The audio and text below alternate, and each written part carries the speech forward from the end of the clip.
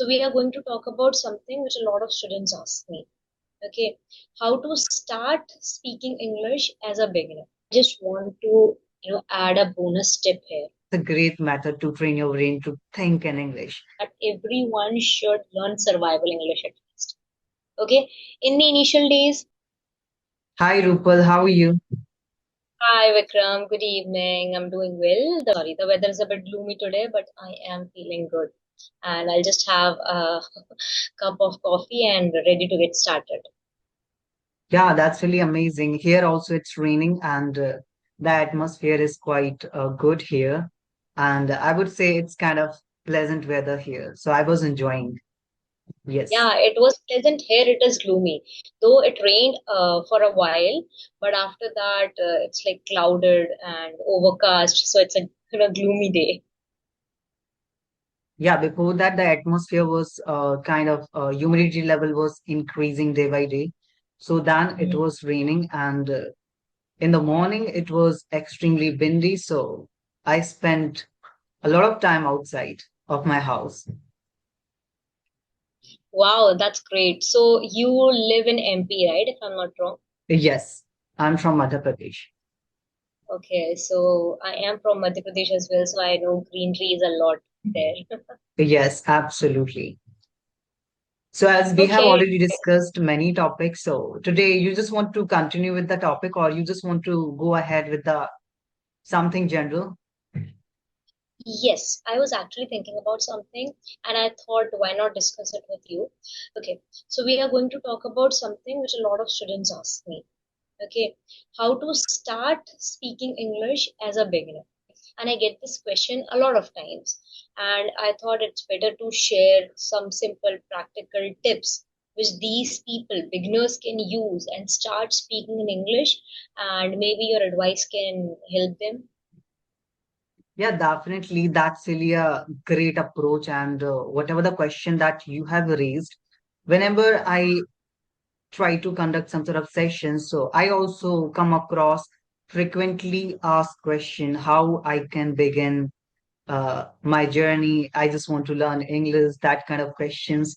And sometimes I feel that, okay, this is kind of very overrated question that I'm answering on a regular basis.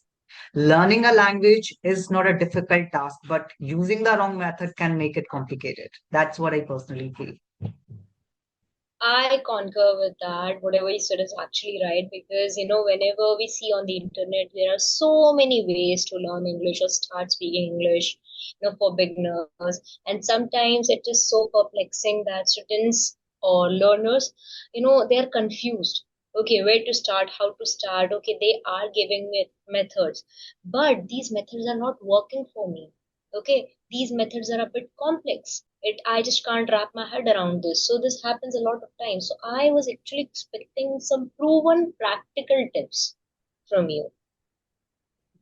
Okay, so the first thing that I want to tell you here, when it comes to talk about learning grammar, and we are talking about speaking here. So some sort of people, they do care about grammar a lot. In the elementary stage of learning, you do not need to think about grammar that much. I'm not saying that grammar is not important. Definitely, grammar is extremely important in order to enhance your range and accuracy. And when your range and accuracy is good enough, this is going to provide you the confidence. But if you are in the elementary stage of learning, so you do not need to think much about grammar. Your priority is speaking. You just need to focus on speaking by learning simple sentence structure. Simple sentences you need to learn how to construct. You should have the knowledge of basic grammar. You do not need to deep dive into quite complex grammar or something. Suppose when you're speaking and you're saying that I am learning English for the last 2 years. So the other person can understand the context that you wanted to say, I have been learning this language for the last 2 years. So you just need to prioritize speaking. And I personally feel that the more you speak, the more improvement you can see in yourself. So if you are a beginner, so try to speak more rather than caring about your grammar. But it's very important to learn some sort of basic grammar, such as tenses and all. Yes. That Exactly. And when you talked about grammar, some people often say that don't worry about grammar at the start. But I don't truly fully agree with this. I really feel like grammar is the structure of the house. Okay, I'm not saying that you have to learn advanced grammar. That is not actually necessary while you are starting or kicking off. But at least you should know the basic. Where to use is, where to use are, was, were, have, has. These simple things should be known so that you can make a meaningful sentence. Okay, I am not against the idea that you can make mistakes. Okay, of course you can make mistakes, you should make mistakes, but what I really believe in, have the basics, have the knowledge of the basics, and then your learning might kick off more smoothly, right? Yes. When you are prioritizing speaking and you are paying attention to your small sentences, so when you continue with the process, the grammar is going to be improved automatically. Even you will not realize. Seriously, suppose you're talking to someone and you were habitual of, and I was studying English in night, something like that. And the other person is saying I was studying at night. So that's what you have learned it as it is what the other person is speaking. Even you don't know what preposition is, but you learned this person is a good speaker and he used at night, right? So that's how, rather than learning this directly, indirect learning method, you can also learn indirectly.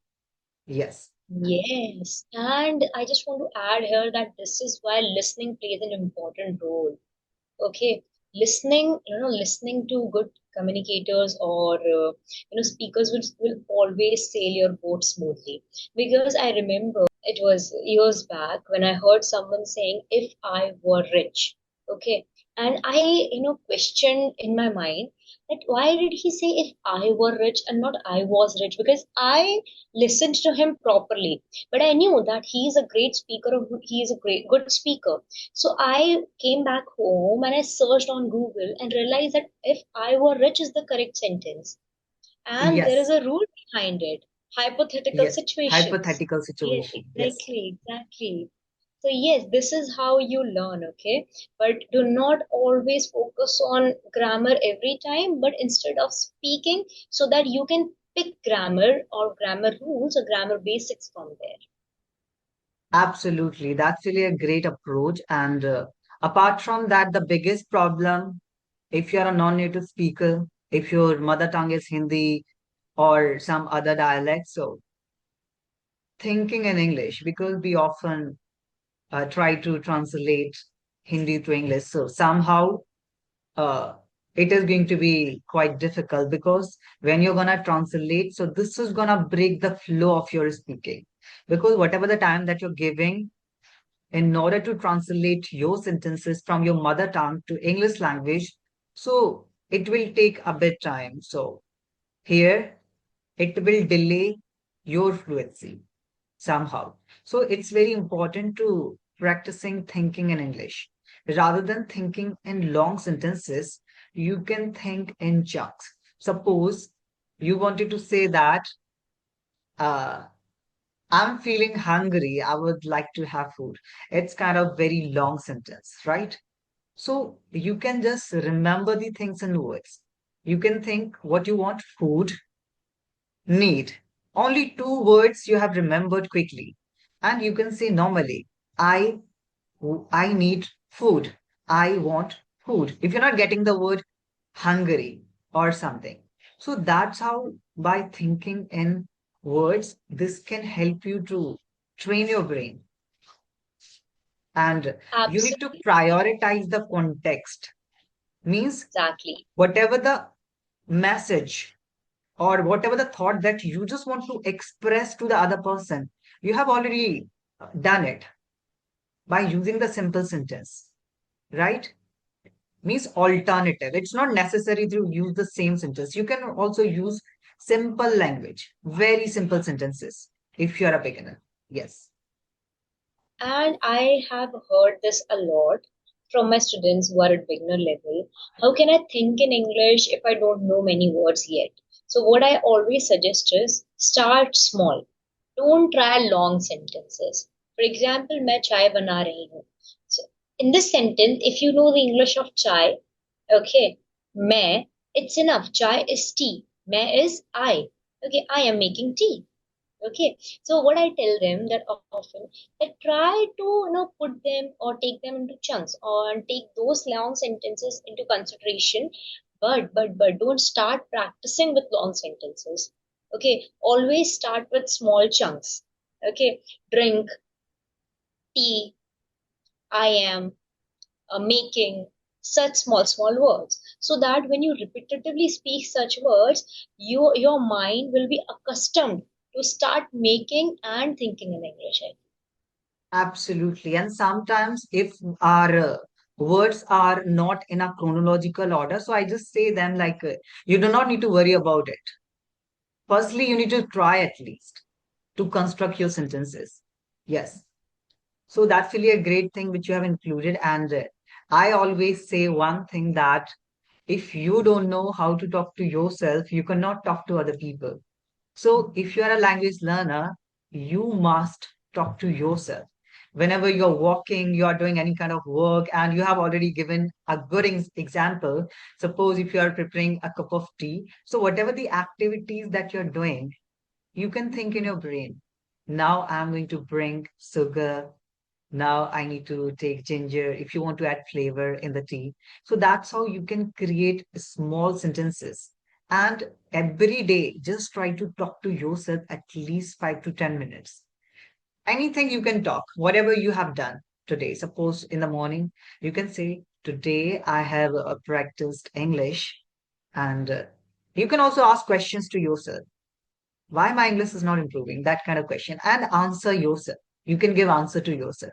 So this is also a good method. Apart from that, mirror practice, which is quite common in nature, and most of the people, they don't prefer to do that nowadays. So the best approach is that everybody has mobile phone, take a topic, record your voice. Because when you record your voice, this is going to allow you to understand some other key features of your speaking. It's not only just about fluency. You'll be able to check after recording your voice. You just need to listen to that audio, or whether it's video, you can watch. You just need to go through that, assess your performance by check it out. How's your fluency? How's your coherency? Are you able to construct sentences properly? How was the pronunciation of your words when you were speaking? So that's how I find it. This is really an amazing tool that everybody should try. When I was learning, and I was also trying that. Yes, apart from that, reading aloud, if you want to enhance the Yes. pronunciation. Yes, Yes, pronunciation, enunciation. It helps. And like you said, the talk to yourself. And I know a lot of beginners feel shy when they have to start speaking English. They have a fear of judgment. I too had it, and that is common, that is very natural. But speaking in front of a mirror or camera will help you a lot. Just describe small things, simple things about your room, about your coffee, about your breakfast, about your bed, about your parents, about your siblings, about your friends. For example, the wall is white. Okay, my coffee is hot. Very simple. But at least absolutely. I'm talking to myself. And I also want to add one more thing which is very important. I feel that everyone should learn survival English at least. Okay. In the initial days level, they should learn, survival English. Like, excuse me, okay, could you repeat? I don't understand. Okay, can you help me? Okay, such phrases, such words are what I call super helpful. And these are survival English things. You can just learn them 10 to 15 every day, regular phrases which people often use, okay, continuously, frequently. So, this is how you can learn survival skills, survival English language. Absolutely. By getting through some sort of natural phrases at the same time, you have consolidated whatever the objects which you can see in your room, whether it's your mobile phone, your charger, your computer, you can start describing them in your own words. That's a great method to train your brain to think in English. Apart from that, Yes. it's very important to stick to one resource. If somebody is providing you any kind of method and you're running behind a lot of things, so your mind is not gonna observe the things accurately and you'll be confused, and then you'll be getting through an apprehension which is not good for a language learner. So Yes. whatever the strategy that you are utilizing, just try to consistent with that particular method, then you'll be able to get result. Otherwise, today you heard someone else, somebody saying, okay, your vocabulary is not good. And then you started practicing vocabulary. Later on, somebody said you have some kind of MTI issue, practice pronunciation, and you started learning accent and all that kind of stuff. So you're gonna mess up each and everything. So it's very important to follow the proper strategy at the same time, maintain the consistency with that and stick to that particular resource. Yes, Yes, exactly. Like you cannot do a lot of things and you cannot follow a lot of methodologies and still try to get better at everything, travel in same in two boats at once.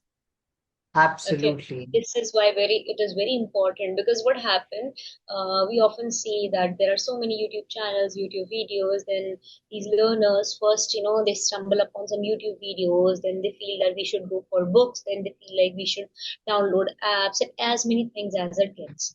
Okay, so but then this will actually get you into apprehension, I feel, and that is right, absolutely right. So what I feel you should do it one by one from basic to intermediate to advanced. Okay, and always choose your partner or maybe the one you are following properly and after proper thinking, you know, so that you don't get stuck and you can follow them. For example, if you are a beginner and you started following a native person, you might not even comprehend the language, and that might get you confused. This is what I feel. Absolutely. And sometimes it happens if somebody is suggesting you and you are trying to learn each and everything together, it means you are eating a lot, something more than requirement. Definitely you will get sick and you'll be in the hospital. Same goes with the language.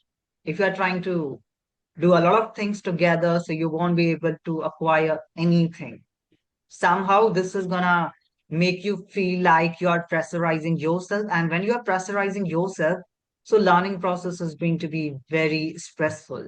And I personally feel that learning should be enjoyable. When you have this kind of mindset, then the learning process is going to be as simple as anything. Yes, wonderful, advice you have given. And I just want to, add a bonus tip here. Okay. AI can be your practice buddy. That is what I feel. Apps like ChatGPT can give you sentences, correct your English, and even help you speak daily. Just go to ChatGPT and ask, give me 5 sentences in English as a beginner, and it will give you. And if you ask it that I want it in English as well as Hindi, so it will give you the sentences in Hindi as well as English. I know AI can't replace real conversations, but it can help a lot. I am taking a lot of help from ChatGPT to improve my English, okay, these days. And the fact that it will not judge you, and you can go back to ChatGPT as many times as you want, as many times as you have questions, whatever your questions are. You can just type anything there and cross check. So this is how you will do it. So I really feel this is a bonus, tip that ChatGPT can help you a lot while you are improving or while you are on your English improving journey. Absolutely. If you are living in this contemporary era, everyone should use ChatGPT, and this is gonna help you to reach to the next level in your English language learning journey. Because even if you're getting through any kind of problem, so even if you're not able to generate ideas, you can ask ChatGPT to generate some ideas for you, and they will also provide you the structure of answering same kind of questions. So you can Yeah. use that method, and you I'm not saying that you just need to copy paste the answer, you just need to memorize the response as it is, but whatever the method that you're learning, and you can take some sort of phrases and you can learn in chunks, and you can use the same methodology in order to answer your questions. So ChatGPT is going to help them in their language learning journey, so that's really great, and everybody Yeah. uses. Yes, so these were some practical proven methods we have discussed. And I really feel that a lot of people while listening to this conversation might be able to relate that we have also done this somewhere. And a lot of beginners might be able to kick off their journey with this. So yes, thank you Absolutely. so much. Thank you so much, Vikram, for sharing such insightful methodology, adding value to my session. I'm so happy that you have, joined and shared and helped us. Absolutely. I also feel that this is really stimulating conversation with us, and whatever details that we both have covered in today's session, definitely it will help the learners to make a big transformation in their language learning journey. So I would say that keep learning and keep enhancing yourself, and do not accept defeat until you get the success. Even if you're getting failed, just continue with the process. That will definitely help you to acquire what exactly you want. Thank you. Yes, exactly. Do not feel hesitate of your broken English. Everyone who was once a beginner was speaking somewhat broken English, and that is how we learned, and we are speaking like this today. So, yeah, a very happy learning journey. Thank you so much.